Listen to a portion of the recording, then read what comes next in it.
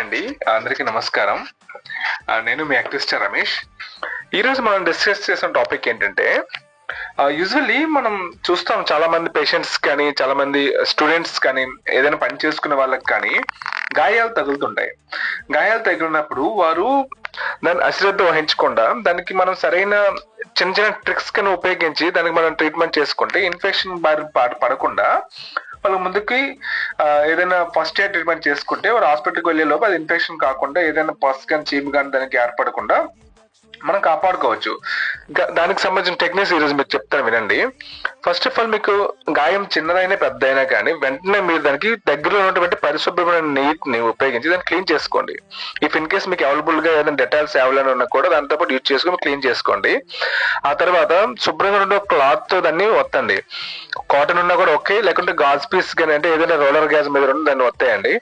ఒకవేళ బ్లీడింగ్ అవుతున్నట్టు మాత్రం మీరు అట్లీస్ట్ 5 to 10 minutes దాన్ని కంప్రెషన్ ఇవ్వండి. ఇచ్చిన తర్వాత మీకు అవైలబుల్ ఉన్న క్లాత్ దాన్ని కట్టేస్తే అది కూడా మంచిగా ఉండాలి, క్లియర్ గా ఉండాలి, లేకుంటే అది కూడా ఇన్ఫెక్షన్ మీకు కారకం అవుతుంది. బట్ పొలాల్లో గట్ట అయితే మాత్రం మీరు అలా చేయకండి, ఎందుకంటే పొలాల్లో మంచి మనకు క్లాత్స్ ఏమి దొరకవు. మీకు అట్లీస్ట్ క్లీన్ చేసి దాన్ని ఎంత తొందరగా అయితే అంత తొందరగా మీరు ఫస్ట్ ఎయిడ్ సెంటర్కి వెళ్ళి మీరు ఫస్ట్ ఎయిడ్ చేయించుకోవాలి. ఇఫ్ ఇన్ కేస్ అదే స్కూల్స్ లో, కాలేజెస్ లో కానీ ఏదైనా ఆఫీసెస్ లో కానీ అయితే మీరు ఒక ఫస్ట్ ఎయిడ్ కిట్ ని మేనేజ్ చేసుకోండి. మీకు ఫస్ట్ ఎయిడ్ కిట్ లో ఏమేమి ఉండాలి మీకు నెక్స్ట్ వీడియో చేసి చెప్తాను. అలానే మీకు బ్లీడ్ కంట్రోల్ కి మాత్రం మెయిన్ ఏంటంటే, ఒకటి మీకు కంప్రెషన్ బాగా ఇవ్వాలండి. ఎక్కువగా బ్లీడింగ్ ఉంటే మాత్రం మీకు ఎంత తొందరగా అయితే అంత తొందరగా మీకు దగ్గరలో ఉన్నటువంటి హాస్పిటల్ గా రీచ్ అయినట్లయితే రక్తస్రావం అనేది జరగకుండా మీరు పేషెంట్ అంటే ఏదైనా షాక్ లోనికి వెళ్లకుండా కాపాడే వాళ్ళు అవుతారు. సో ఇంకొకటి, మీకు సివియర్ కండిషన్స్ లో సూచరింగ్ చేయవలసి వస్తుంది. డీప్ ఇలాస్టేషన్స్ ఏమైనా అయినా కూడా ఆ సమయంలో కూడా మనం ఏం చేయలేము. మినిమం కి మాత్రం మీరు ఆ విధంగా చేసుకుంటే సరిపోతుంది.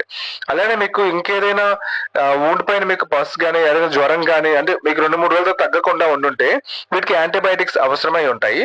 యాంటీబయాటిక్స్ కోసం కూడా మీరు డాక్టర్ని సంప్రదించాల్సి ఉంటుంది. వితౌట్ ప్రిస్క్రిప్షన్స్ మీరు ఏ మెడిసిన్ వాడవద్దు. ఇంకా ఫైనల్లీ ఏం చేస్తారంటే, వూండ్స్ విషయంలో చూసుకుంటే ప్రతి ఒక్కరు కూడా దాన్ని మంచిగా డ్రెస్సింగ్ అనేది సరిగ్గా అప్ టు డేట్ చేయించుకోరు. ఒకసారి బ్యాండేజ్ వేయించేస్తే అది అలా ఉంచేసి అది మాడినంత అలాగే ఉంచేస్తారు. అలా కాకుండా day by day dressing open చేయించుకోవాలి.